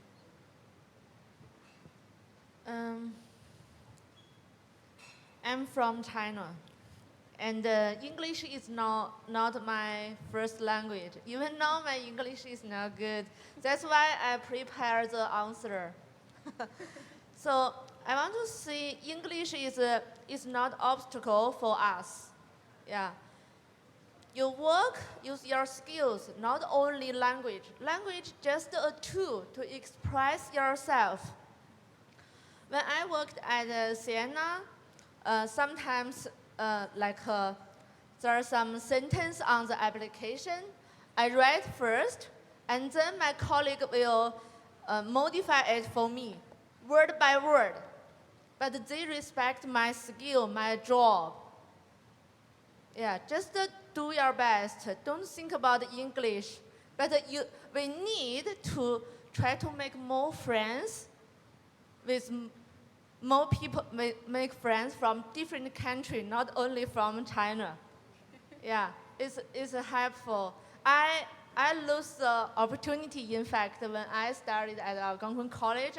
My daughter is 4 months old. So normally after school, I go home. So I hope you guys can make more friends from different countries and know more different country culture and share our country's culture. Yeah, let them know us. Yeah, know everybody. Not only from China, from other countries, okay? Yeah. I would say welcome. I think Canada is the best country in the world. I was born and raised here. I do speak 4 languages. I'm originally from Pakistan. But welcome to the best country in the world. You guys have one of the best institutions, especially Algonquin College. Like I said, the sky's the limit for you guys. Don't be worried. Don't be scared. You guys have so many people here and so many things that you can help you out with. Algonquin College can help you even if you're not that good in English. Hey, at least you can speak whatever language, like Chinese or Mandarin, Cantonese, whatever you guys can speak. That's good on you because we can't, right? So you guys have an edge over us on that. As well as make friends who are not, make friends who are Canadian, who are born and raised here, because they're gonna help you. You guys are gonna, Canada is such a beautiful country that we all love each other. No matter what culture, what religion, where you're from, it doesn't matter. And that's the beauty of Canada, and especially the beauty of Algonquin College, because everywhere you look, you're going to see everyone from a different race, a different religion, a different culture, and that's the beauty especially of Canada, being in Ottawa and being at Algonquin College, especially the students I've been with from each and every country. And just a funny side note for any international student, Shawarma Palace is the best shawarma, so make sure you go there. I'm just gonna add something for what it was mentioned for the English. Yes, communication is just a tool. You have your skills. You'll be able to work in your work field if you're very good at your job. But English is really important. You want to build your skill. Like right now, it may seem like it's not as necessary. But as you move forward in your career, your communication skills are become more demanding. You need to build it up. So yes, right now it's very difficult when we are first comers and we don't understand everything, and it's very difficult to say everything we want to say or express ourselves. But don't give up. Keep up moving. Keep learning. Communication is very important in any career you take. You have to have very good communication skills if you want to move forward. So just a point on that. And one piece of advice, if you're having a hard time in an interview or anything like that, getting your point across, don't be afraid to ask to draw it. A picture is 1,000 words. Sometimes sitting down and diagramming what you're talking about and walking the person through what you've built in the past or what you're talking about can be far more communicative and demonstrate your skills far better than any interview back and forth can do. And another thing I want to add, there is a department called Aspire. Is that Aspire? Yeah, before it's called First Generation. I got help from there for job coaching. It's really, really helpful. And I also share what I learned from them to more friends, and they have is helpful. So there are so many departments at school. They provide help for career consultant or some others. So just ask help from them. They are helpful. Yeah.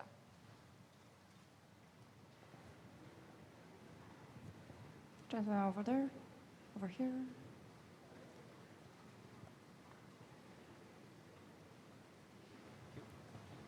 Hello, I want to ask, because the school offers some graduate certificate to allow students to study 1 year in an IT-specific field, for example, business intelligence or interactive media design.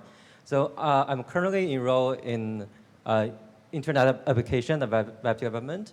So I'm considering if I should finish my program first, then go for a graduate certificate, or just to save time and money, just directly apply for a 1 year training certificate. I think it depends your background. Like if you already have like a computer background or financial, so you can go to the business intelligence, which is there is a requirement. Yeah, there is a requirement, and also. Except you have the background required, if you already studied something by yourself, which can support you to read the certificate program, you can do it. You can talk with the coordinator of that program to confirm whether you are not available for that program. Yeah. Yeah, from a hiring perspective, I use the piece of paper you have, like the certificates and the degrees, more as a tell as to whether or not I should interview you. But I've hired somebody that has no computer formal training and has a degree in history for a job. And the only difference really is how hard the interview questions tend to be. I'll tend to grill those people a little bit more just to make sure that they do have the background we're looking for and the actual knowledge. So if you can sit down and self-teach yourself or do a 1 year any kind of training. That just makes it a little bit harder for you than for the people who are graduating with 2, 3, 4 years of education just to get in the door. But if you get in the door and you can show your skills, that's still really only all that matters.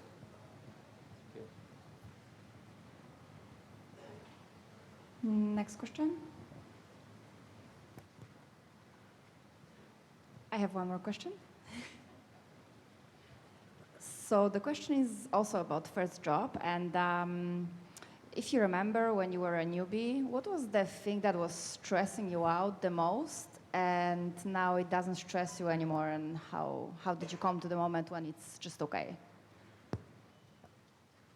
I would say when I was hired as a student, as a co-op student, I was given a project, a small project to complete. And for me, it was a first true project that I was gonna do on my own, trying to understand how the web application was working in order for me to implement this new project to whatever they wanted it to do. It was really stressful. I didn't know anything about the application. I didn't know how many people used it, how many people developed it. I couldn't read the code of the application. It was developed by, I don't know how many people had been working there before. So it was really stressful for me. And one thing that I think helped me a lot was the assignments that they give you where you have to debug and find where there is the code broken and then you have to fix it. Took me like until midnight for me to figure out how to fix a piece of code. Well, that gave me the skills I needed to be able to be now in the work field and read through the code and be able to understand it in order to complete my job. I see it today and I laugh because it was such an easy work to do. I just created a script and then let it run, but it took me the whole co-op semester to build it. Today, last week, I just built a script to open 200 different tabs in Internet Explorer because I needed to verify that they were all using HTTPS and not HTTP, and I did it in 2 minutes.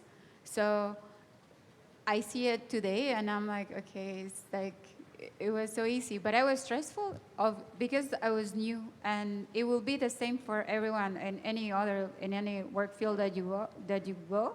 The first task that is given to you, it will not be easy because you don't know exactly what you're doing. But like my colleagues were saying before, give yourself some time and relax. Take your time to research, and you'll be good. It's just. It's the real world now. You think you're not going to do good, but it happens. Yeah, the big difference I found between sitting in a school environment and going to work was in a school, you're given an assignment. Usually that assignment has all the information you need to get it done. When you show up at your first job, first assignment I was given only had half the information, and I really just didn't know when to ask for help. And so I sat there and I spun my wheels for a while and was pretty embarrassed because I didn't quite know what to do with it. And the reality is I just needed to go back and have a bit more discussion, and that's what the people I was working with were used to, dealing with their own coworkers, where there's a lot more back and forth than there is just in an assignment type environment. So don't be afraid to ask questions, ask for help. If you don't know how to do something, just kind of go, hey, can you give me a push in the right direction here? I would say the same thing. At my job, when I was doing firewall administration, I was given a task to create firewall rules, and of course in school it's easy. Oh, this virtual machine, done, open, good to go. But in the real world, it's a little different. You have to see a lot of zones, what firewalls are in between, ins and outs and outstands, and layer 2, layer 3, that's et cetera, et cetera. But it's just the college atmosphere is a little different than when you go in the real world. But the number one thing is time management as well. Like you're given a deadline in college, you complete it, you get help from friends work on it, you're good to go. But in the real world, it might be critical, add this rule because one of the servers is it's just been installed, it's not working, and it's the Phoenix Pay system or whatever, and we need it working right now, boom, add the rule. And of course, that's the job. Sometimes if we paste ACLs, and sometimes if we miss an ACL by accident because we didn't look at it, boom, everything collapsed, the whole network's gone, and whoa, what happened? Oh, we pasted the ACL wrong. So, so pasting an ACL on a virtual machine at school is different than pasting it for a government department that if it goes down, it's going to cost millions of dollars, maybe per minute, just to get everything back up and running. So I would say time management, stress, just calm down, ask for help. You're working with people in the government who know what they're doing, technical advisors, ask them for help. And that's what I did. I didn't know everything. I asked my team leads, my technical advisors. They helped me out, they guided me, and here I am today. Yeah, at a private company, there are so many projects. It's big, and but they have enough documents. So you need to ask. Normally, there is a mentor when you just enter a company. You can send email to your mentor, which one to ask question, to ask which one I can get help for this problem. And also you need to make a plan. Like there may be some skills you never learned. You can talk with your mentor. Okay, I never learned this. Could you give me some suggestion? Which video is better, or which book is better? I can read. I can learn after work or at work time. Ask for help, like they said. It's really helpful. Yeah. Just like to add to that, documentation is key, no matter where you go. If you have bad documentation, good luck to you. Because if I get hit by a bus and I know everything, then good luck to the team to figure out what's going on. So in our environment and team, we have to make documentation, network diagrams, what's going on, what changes we're doing. Because if there's only one person and he knows everything and God forbid something happens to him, then we're going to be stuck. Oh, what do we do? So remember, documentation, write everything down in your new job especially. Documentation is number one. Any other questions? So I have a question. I've heard that tech interviews are a lot different from traditional job interviews kind of thing. I was just wondering what that process might look like and if you have any recommendations for preparing for an interview. Yep, I can answer to that. I've done many technical interviews, actually. So the job, so there's different aspects. So now it depends where you apply as well. So for example, let me give you an example. When I joined the government, for example, so you're going to probably write an entrance test, which is usually an entrance test, basic literacy and whatever else they ask you in those tests. Then a technical test is what you've written on your resume, because I can write anything, like I know everything about the whole world, but no, they're going to probably test you on that. So they're going to ask you, okay, if I have this server to this server, can you explain how it connects? Here's a subnetting question if you're going to networking. Here's a Linux. I want to do this on a Linux box. What are the commands I'm going to do on this? TCP, explain me the TCP, handshakes and all that. Explain all that. Explain the OSI model to me. Technical interviews can also be physical. So I know some of my buddies who work at, what's that company called? Checkpoint. Checkpoint for firewalls. They actually had a document and they had to actually set up some checkpoint firewalls based on the documentation. So that can also be a technical interview. As well as I've had an interview that they give you an hour.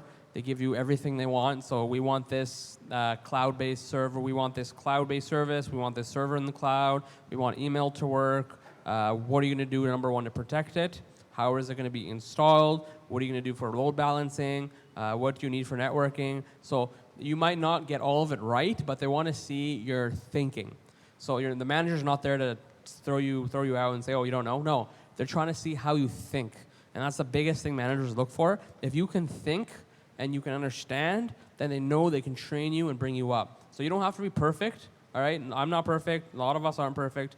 So even if you don't know much, the manager just wants to see if you're willing to try. Just like your professors here, they're not there to fail you or to make you not pass. If you try your best and they can see, then you for sure will pass or for sure get that job. So in technical aspects, yes, there can be multiple choice technical exam. There can be asking questions for how does a server work. There can be subnetting questions, Linux questions, and that's what I've seen. For programming, I don't know, probably writing code, but I guess they can answer if they've done any of that. Yeah, for programming, Um, Normally, technical interview, they will ask you some basic concepts. Like for Java, they will ask you the object-oriented concept.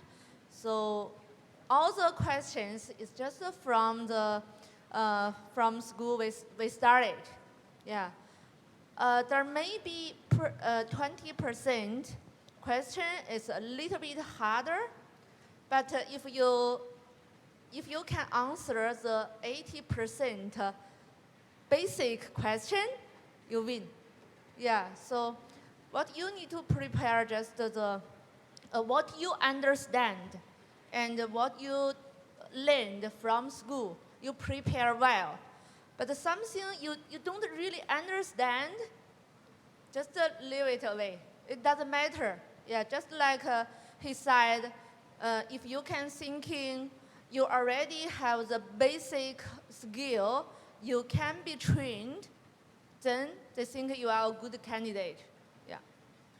I would say that for ESDC specifically, there is in Canada.ca, there is a preparation for test if you're an entry level, and we look for your basic knowledge.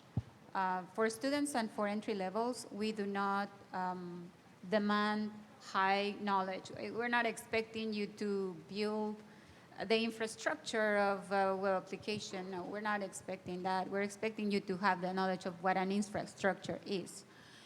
So pretty much the basic, then you have your base very well stated.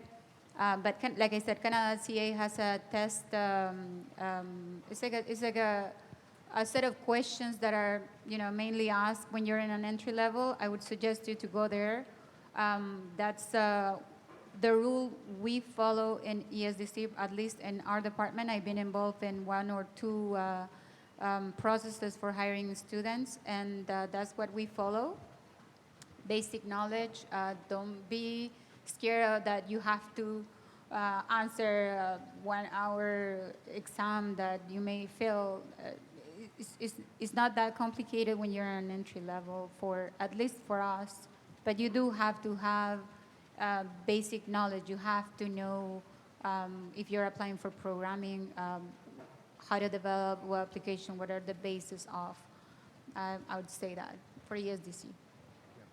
Yeah, I have really 2 different kinds of questions I ask when I'm interviewing people. So one is really a verification of the qualifications. So if you say you're a high-end database administrator, be prepared for some high-end database questions. But also some of them are just to see what kind of areas of expertise you have and what experiences you have. And for when I ask people to do coding, actually I frequently do a code review where you actually review some of my terrible code and tell me what you don't like about it. But when I ask people to write code, I'm more looking for logic and thought process than like the brackets are in the right places and things like that. So I want to understand that you understand from a logical perspective what you're trying to accomplish. Yeah, and another thing I want to remind, when I first, I have the interview from Sienna, they just asked, except the concept interview, they also have behavioral interview, which one they will try to find whether you're a person who is suitable for the team, your work style, and your troubleshooting. Is not about the technology skill. It's about you, your personality. Yeah. So and another thing for the technical interview, you had better prepare it. For me, I just read I Google the related interview question and give the answer, and then read it 5 or more times. Because sometimes even you know the answer, but in the interview you maybe feel nervous or you need to organize your idea. If you don't prepare, you maybe answer the question not fluently, so it will impact your impact the result. If you prepared, it will be it's really better let the interviewer can see, okay, you are prepared, you are really care about this position, you want it. Yeah. Okay. So as you can see, the pizza's here, so I think that's a good time to wrap up the questions and move on to the networking part.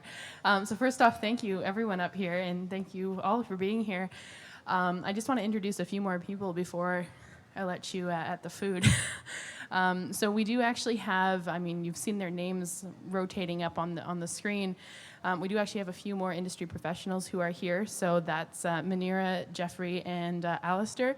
So they're kind of around here.